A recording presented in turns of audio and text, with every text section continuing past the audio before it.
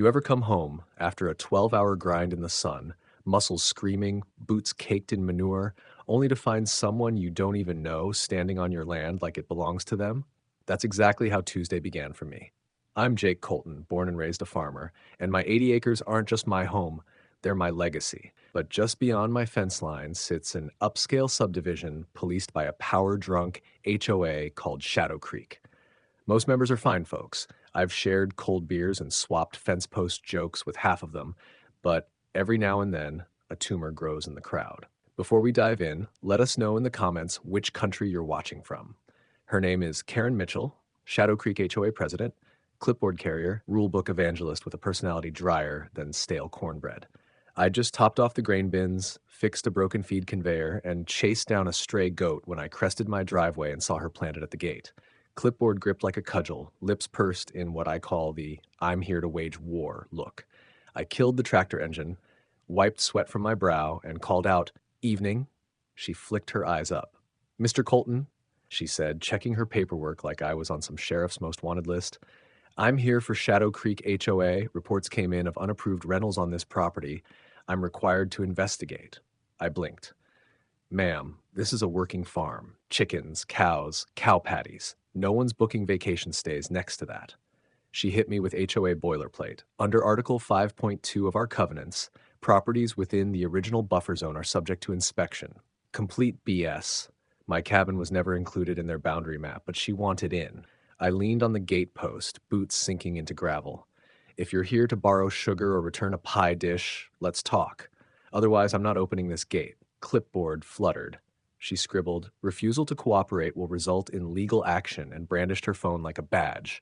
She snapped photos of my woodshed, the chicken coop, the old tractor. "Unpermitted structures," she muttered. I cleared my throat.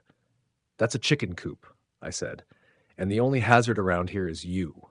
She acted as if I'd spoken Navajo, stomped back to her SUV like I'd personally insulted her HOA empire. Before peeling out, she yelled over the engine, "Expect a full inspection. We're bringing the board next time." I watched dust swirl as her taillights vanished down the lane, stood there for a long minute, heart still pounding. This wasn't vinyl siding and manicured lawns. This was my dirt, my dogs, my rules. She just declared open season, and trust me, I was ready. A rumor about a pending full inspection normally dies on the vine until Karen Mitchell decided to pull a stunt that crossed the line from obnoxious to illegal. I was 50 miles north fetching new tractor parts when my phone lit up. East Gate motion detected. I half expected deer. Instead, the live feed showed Karen, clipboard still in hand, ducking under the fence and marching toward my cabin, entirely ignoring the private property and beware of dog signs I just posted. Trespass, plain as day under state law.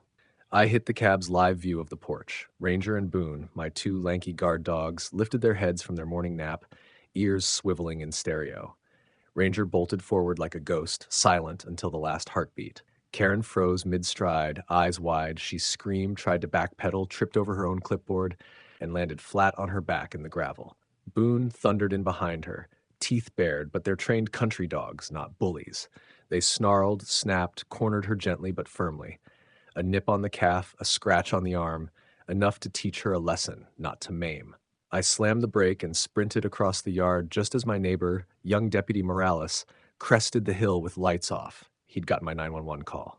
By the time I got there, Morales and Officer Lane had Karen cuffed, still sputtering about performing safety checks. Ranger and Boone sat 2 feet behind, calm as church, tails wagging half-heartedly. "Sir," Morales said, helping Karen to her feet, "we saw everything. You're well within your rights." He handed her clipboard back, smudged, mangled, utterly useless. "Trespassing charges," he told her, "and you're liable for the 911 response under state code." She limped off, clutching her arm, horror on her face. Not one HOA rule could save her now. She'd broken trespass statutes, abused emergency services, and provoked working dogs. As the cruisers rolled away, I patted Ranger on the head. "Good show, boy." Karen's next move was predictable. She pressed assault charges, claimed emotional distress after my dogs attacked her. She hobbled into district court on a pink crutch, bandages fresh, clipboard in hand like it still carried weight. I sat calmly with my attorney, binder full of screenshots. The no trespassing signs she'd ignored, the live feed clip of her ducking the fence, Ranger's precise, controlled response. The judge flicked through the images. Miss Mitchell, he said, your own evidence shows you forced entry onto private land. You ignored multiple posted warnings. You triggered an emergency response. Her lawyer sputtered. That's rural due process, the judge cut in. This is trespass, not HOA protocol. He rapped his gavel. Complaint dismissed. He signed a 300-foot restraining order, banning Karen from my property, driveway, mailbox, even my scarecrow, and fined her for the unwarranted 911 call. Outside the courtroom, my neighbor Frank slapped me on the back.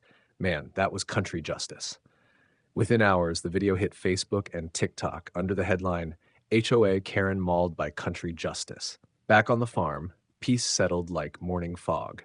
The gates are locked, cameras rolling, dogs lounging under the porch. Ranger still glances at the driveway whenever a car passes, just in case. And Karen? She learned that power doesn't come from clipboards or HOA bylaws. It comes from who owns the dirt. The end.